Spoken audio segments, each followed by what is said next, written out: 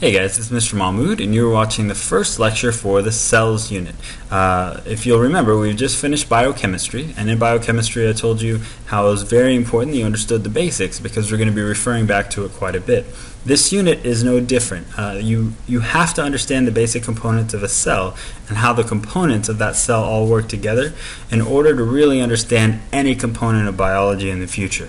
So just as the biochem unit was a building block that's going to be critical for the rest of the year, it's also true for this cells unit. In fact, in this cells unit, we're actually going to be pulling some of the stuff that we learned already from biochem in a future lecture, in the third lecture for this unit. So you'll see the biochem really pulls through everywhere, and now the cells is just going to add on to what you really need to make sure you understand as we progress throughout the year. So it's very important you understand the structure of a cell and how everything works together to allow its functioning. So within this lecture, we're first going to talk about what makes something living, what the characteristics are that assign an organism to actually be considered living. Then we'll get into a basic understanding of major scientific contributions that got us to understand what we know today about the cell and combine it into three basic statements that we consider to be cell theory. And then we'll pull into basic discussion of what's found in all cells and then separate cells into two large categories: prokaryotic cells and eukaryotic cells. So in this lecture we'll cover all of that, and again you have to really understand this because the future lectures just in this unit are going to depend on you understanding this first one. Alright, so let's get started. So all living things have to have 8 basic characteristics in order to actually be considered living. The first one is that all living things are made of cells. So this is a very simple statement, it sounds like, but it took a whole lot of research and a lot of scientific contributions before this was sort of universally agreed upon to be true, and it's still thought to be true today. So all living things are made of cells. That's the basic component of structure and basic component of life. But there are things smaller than a cell, like all the chemistry that we talked about in the last unit. So you can get into organic compounds like carbohydrates, lipids, proteins. Those are all components within a cell. You can talk about atoms and the protons and neutrons and electrons. You can get into quantum physics and talk about quarks and pulsars and all kinds of unique things that are much, much smaller. But when we think about the structural components that are necessary for life, that smallest structural component is the cell. So all things are made of cells. Now that's even true for an organism that's what we consider unicellular. That means its whole body is just one cell. Even if its whole body is just one cell, that one cell can still perform all the necessary functions for life. So all living things are made of cells is a statement for all organisms, whether they're unicellular or multicellular like we are. Okay, so the first characteristic, all living things are made of cells. Characteristic number 2 says all living things reproduce. There are 2 general categories of reproduction. There's asexual reproduction and then there's sexual reproduction. Asexual reproduction basically means one parent copies itself and produces 2 identical copies. That's the process of asexual reproduction. And a lot of the really simple organisms go through this process when they create the next generation. It comes from one parent just splitting into 2 that are identical to each other and identical to the parent. So these cells are the same almost every generation. Very little change occurs with little tiny things called mutations that we'll get into later. Sexual reproduction, however, requires 2 parents to contribute their genetic information to produce a unique offspring for the next generation. That sexual reproductive process is how more advanced organisms produce the next generation. But species like us, even though you probably think you hear those two and you think, okay, we just go through sexual reproduction. That's true. We do go through sexual reproduction to make the next generation.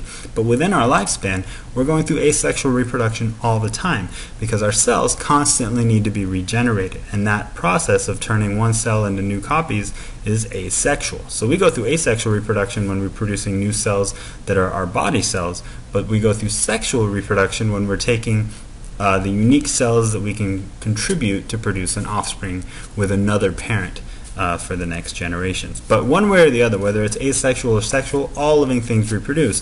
And it's a basic understanding that all cells develop from cells that have already been here. So all cells develop from this pre-existing cell or pre-existing cells. And this is another idea that we're going to get into with cell theory in a little bit here. Alright, so the third characteristic is that all living things are made up of a universal genetic code. We, generally speaking, talk about this in terms of DNA. We've already talked about nucleic acids briefly in biochemistry. We're going to spend a whole lot more time with it later on in the year. But all living things have to have this genetic information because it's the DNA that in turn makes the proteins that allow all of your cells to function the way they do, because most of those proteins, you remember from the last unit, are enzymes, and without enzymes you can't allow chemical reactions to happen at the rate that they need to happen in, and cells wouldn't be able to function. So in order for a cell to function properly, they have to have the right enzymes. Those enzymes, which are proteins, are made from DNA, which is your universal genetic code. So all cells have to have that universal genetic code in order to make sure the cells are doing what they're supposed to be doing. So regardless of its simplicity, no matter how simple a cell may seem, it all has to have some form of genetic information. Now, how that genetic information is protected or what's around it, that's a unique situation. But all cells have some form of genetic information. Usually we're referring to DNA in that consequence. Alright, so all living things also grow and develop. This is true in kind of two facets. It can be at the cellular level. We can talk about one single cell goes through its cell cycle, which is something we'll talk about a little later in the year as well, a whole separate unit. But in that cell cycle, all cells actually start a certain size and progressively grow just in that one cycle. So by the time you get to the end of that single cell's cycle, that cell is now bigger and more complex than it was when it started. So even in the cell cycle level, all things grow and develop. And then you think about this large scale thought process. Think about multicellular organisms like us, where we have trillions of cells in our body. We as an organism, a whole organism, grow and develop as well. We're all significantly more developed and larger than we were when we were born, right? I should hope so for your mother's sake, that we are not the same size today as we were when we were born, right? That would be, that'd take a whole lot of painkillers for your mom to be able to handle something like that.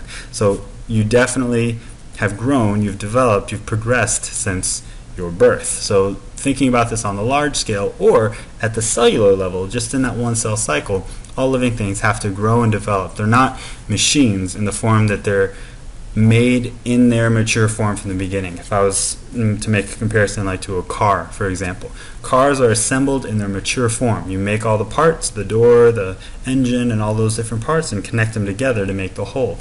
You don't start with a small type of car and then over time that Volkswagen Beetle turns into a big pickup truck, right? It's the same structure from beginning to end, and it doesn't grow. But living things start a certain way and slowly progress and develop and become larger and more complex. So all living things grow and develop, a very important characteristic of all living things. All living things are also able to obtain and use materials for energy. This is a general term that we consider metabolism, and we're going to get into metabolism quite a bit throughout the year, especially when we start talking about your digestive and your endocrine systems and how they work together. But metabolism is basically the sum of all of your chemical reactions. All living things have to be able to take some form of energy and use it for their own purpose. Whether we talk about photosynthetic organisms like plants and other producers that can take solar energy and turn that solar energy into their own chemical energy, or we talk about consumers like us and other parts of the food chain that have to take their energy from their own diet, convert it into something that they can use, and then turn around and use it. Like we've talked about carbohydrates in detail, how you use carbohydrates as your immediate source of energy. We get those carbohydrates from our diet, and then we can turn around and use it for our own cells to go through our chemical reactions. All living things, one way or the other, have to take energy and use it internally in their own form, and there are components in the cell that allow those things to happen that we'll talk about in a future lecture. Alright, the next one is that all living things have to be able to respond to their environment. This is a basic survival instinct, whether we're talking about a single-celled organism or much larger. If there wasn't any sort of a reaction to a change, then those living things would have no chance of protection, no chance of trying to defend themselves or get away from danger. But even single-celled organisms, even things that definitely don't have anything close enough to a brain or any sort of organs or neural impulses to compare and control what's going on, all living things can have a quick reaction. If you put a single-celled organism under a microscope and you put a drop of some kind of a harsh acid or a harsh chemical towards one side of that cell, you'll see that cell reacting. That cell will cringe, and one part of that cell will close in and it'll push off into another direction. It's a natural reaction that occurs, even with something that simple, because it's one of the major characteristics of all living things. So all living things have to be able to respond to their environment, and it's usually in a form of self-defense or a way to protect themselves. And you know, on a larger scale, we do this quite often as well. And we'll talk about your fight or flight response and how your endocrine system helps you in this particular component of living things. Okay. The next one is all living things have to maintain a stable internal environment. We're going to spend a whole unit on this single section. This is what we call homeostasis. Homeostasis is the maintenance of a stable environment. It's the need for things to be consistent. All living things have to have a consistent environment in order to function properly. Now, whether that environment can be a little more extreme on the outside, but the inside is all that matters for that cell, or if we're talking about organisms who really depend on completely consistent environments both internally and externally, one way or the other, at the cellular level, things have to stay consistent. And for humans, we definitely know this is true, and we'll again get into this with a lot of different feedback loops with our body systems, but we have to have things all at certain levels. Your body temperature, your heart rate, your respiratory rate, blood sugar, water levels, all of those things have to be at very consistent amounts, and if they go just a little too high or a little too low, your body has a serious reaction to that, and a prolonged period of that could be very dangerous. So it's very important for all living things, not just the most complex things like us, but even at the cellular level, it's very important that things are consistent and that they stay about the same at all times. Stable internal environment, or homeostasis, is very important. And finally, over time, all things change. And this general concept of change over time is what we consider as evolution. And I know evolution is one of those terms that some people get really tense around because of some of the implications it can have on your own beliefs. When we refer to evolution in this case, all we're talking about is change over time. By definition, evolution is change over time. Now that change does occur, and we've proven it over and over that change does occur. Organisms today are nothing like the organisms that were present 100 years ago, or 1,000 years ago, or millions of years ago, or billions of years ago. We're nothing like what organisms were present then. So change does happen. So evolution is occurring. The only thing that we need to talk about, and that there could be a debate about, is what drives that change. And that's going to be a whole separate unit that we'll get into. And when we get into evolution in the future in more detail, we're going to be very cautious about the topic, because I absolutely want everyone to feel like their own personal beliefs are being respected and appreciated, and at no point are we going to tell each other, or will I tell you, that anything you believe may be incorrect. All I want you to understand is when we talk about evolution, this idea of change over time happens. So all living things change components of themselves, whether it be a driven change by the environment or a change that's driven by something else. All change occurs, and all living things do change over time, and it's one of the key things that allows them to adapt in new situations. So all of these 8 characteristics are things that are true for all living things, and there are examples where maybe there's an organism that, like a person, for example, that is born infertile, so they can't produce offspring. That doesn't mean they're not alive, right? So when we think about this, we're usually thinking about this as a group. So taken as a group, when we look at these organisms, if all of these 8 things are true, then they are considered living. So when we get into living things, we're going to talk about a lot of the components of that cell. And to talk about what we understand today about the cell and major scientific contributions, we're going to refer to something called cell theory. So we're going to bring back that first characteristic of life. All living things are made of cells. This statement didn't just happen out of nowhere. It had a lot of different scientific contributions. 2 scientists in particular really made big generalized statements with a whole lot of support backing them to be able to put this idea together. The first one was a scientist called Schleiden. I honestly don't even know his first. I think it's Matthias Schleiden or something like that, but all you need to know is the last name. Schleiden was a scientist, I believe German, who was a botanist. A botanist studies plants, and he did a whole lot of plant research. And this was right around the time that microscopes were really being utilized. So he was really able to look at plants, all categories of plants, in detail under a microscope. And consistently, once after another, he was noticing that they all had cells. They all had these components of cells. So Schleiden made a general statement that all plants were made of cells. Then he had another scientist, I believe it's Thomas Swan. Swan did a lot of research, also similar to Schleiden. His was more on the side of the animal cells. He was a medical pathologist, and he studied a whole lot of things in relation to that. And Schwann came out and said that all animals were made of cells. Schwann also had a lot of major discoveries. You may think back and remember when we talk about future units, something called Schwann cells, which is a major component of the neural pathways and parts of the neuron in your nervous system. We'll get to that later. But Schwann had a lot of discoveries in that. So he worked a lot with animals and researched and came up with a statement that all animals were made of cells. So the two of these combined to say a general statement that all living things were made of cells. And we understand now that they're more than just plants and animals. But with those two general statements coming in, this statement was made about cell theory. And even though we found a whole lot of unique organisms now in other kingdoms, the statement still holds to be true, that all living things that we found are made of basic components of cells, whether they're unicellular or multicellular. The next statement is, again, kind of a contribution of all scientific understanding up to this point, or up to that point, which is about the 1840s or 50s, and it's still believed to be true today, that cells are the basic unit of structure and function. There are things smaller than a cell, like we mentioned already, but it's the cell that's actually able to hold all of those characteristics and allow all life to actually take place. It's at that cellular level that all living things can function properly and do what the whole organism needs it to do.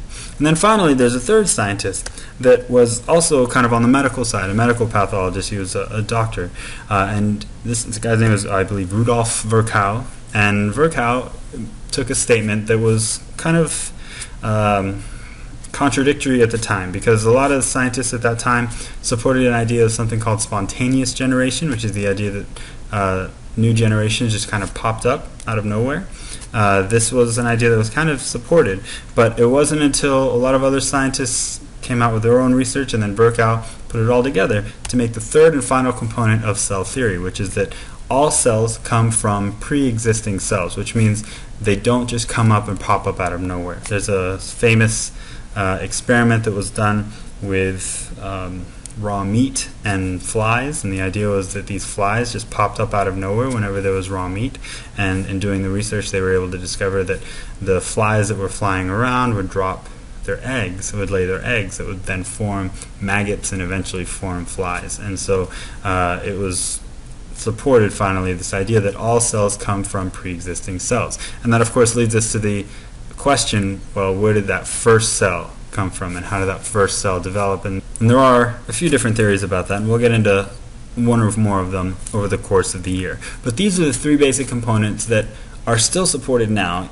150 years after they were first presented. And these are what we consider cell theory. All living things are made of cells, so the basic unit of structure and function, and all cells come from pre-existing cells. All this is what we understand today about the basic cell structure. So in terms of the basic cell structure, regardless of the simplicity of it, all cells have at least 4 parts. There are 4 parts in every single cell you're going to ever talk about and we ever have noticed here on Earth.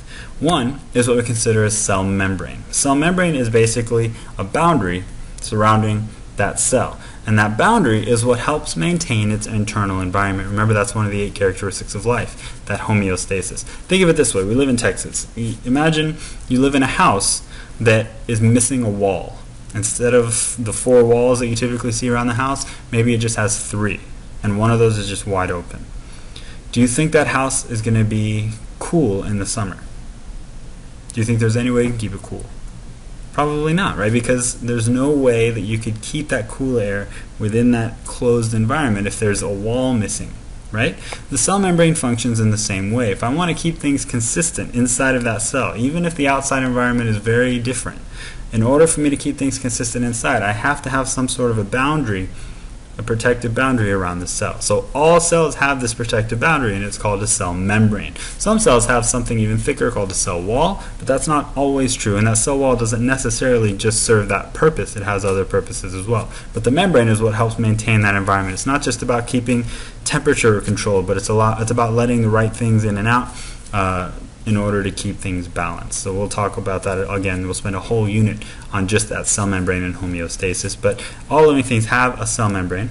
All living things have some form of genetic information. Remember, it's one of the 8 characteristics as well, a universal genetic code. All living things have to have that DNA in order to instruct the cell to function properly, to make the right proteins or to make the right enzymes that then turn around and allow reactions to happen properly. All living things have to have some form of DNA. So that's one of the things that all cells have. Then the last two are things that don't necessarily refer back to characteristics of life, but the things that we're going to talk about quite a bit throughout the year. All living cells also have cytoplasm, which is basically the cell fluid. It's just the medium that the components inside of the cell live in. Like we live in air, fish live in water. The cell components inside of a cell within that cell membrane live in its cytoplasm, the fluid environment inside of the cell. And finally, all living things have to have ribosomes because those ribosomes where proteins are assembled. And like we said, proteins are critical because they're the enzymes for your chemical reaction. So all cells have to be able to make these enzymes, and it's the ribosome where the protein components are actually assembled. Those amino acids are put together. So remember this, all cells have four things: cell membrane, DNA, cytoplasm, and ribosomes. So these are what all cells have. When we get into discussion of some of the more simple and more complex cells, then we're going to talk about the difference between prokaryotic and eukaryotic cells. So the basic idea to understand here is that the prokaryotic cells typically are the much simpler cells. They're the ones that have just the bare minimum, where the eukaryotic cells are typically the much more advanced cells. So let's go through a basic breakdown of the difference between the two. Alright, so we'll start with size. When we look at prokaryotic in relation to eukaryotic, prokaryotic cells are extremely small. These are cells that are characterized as being in two general kingdoms, what are known as either bacteria or archaea. So anything in relation to bacteria we think of as prokaryotic. So they're very, very small. As hopefully you know, bacterial cells are very, very small. Their whole organism, the whole body is just one cell. So these are all unicellular organisms, very basic. That size there is what we consider a micrometer. So it's 1 to 10 micrometers long, that little U-looking thing. That's 10 to the negative 6 meters. So think of it this way.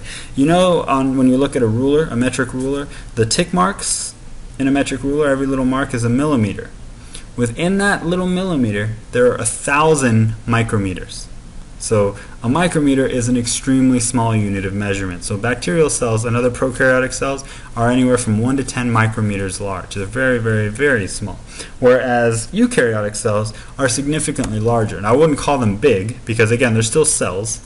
But eukaryotic cells can be up to about 1,000 micrometers in length, which is the equivalent of a millimeter. So actually one tick mark to another. That's actually visible through the naked eye. So there are some cells that the human eye is actually capable of seeing without any sort of magnification. And those cells are definitely eukaryotic. So eukaryotic cells are much larger. They need to be much larger because they're also much more complex. So these prokaryotic cells are very simple because of their size. There's not a whole lot that can go on within them. Whereas eukaryotic cells have a whole lot happening inside and therefore need significantly more space inside to allow everything to occur. These prokaryotic cells, because they have very little going on, they can function with relatively little protection. Whereas eukaryotic cells, because of its complexity, we're going to talk about this in the third lecture, there are multiple different components inside of those cells that all perform unique functions, and they all function and communicate with each other. A lot of things are moving in and out of that cell. There's a lot of movement and a lot of risk of damage of the different components within the cell. So if we're talking about the DNA, remember that DNA is what's instructing the cell. If anything happens to the DNA of the cell, whether it's prokaryotic or eukaryotic, that cell dies. So with a prokaryotic cell, because there's very little activity going on inside, there's no real need for any kind of a protection. And that protection is what we consider a nucleus. This nucleus is a membrane structure that surrounds the DNA of a typical eukaryotic cell. So a prokaryotic cell actually does not have a nucleus. And it has to do a lot with the fact that it hasn't needed to develop one.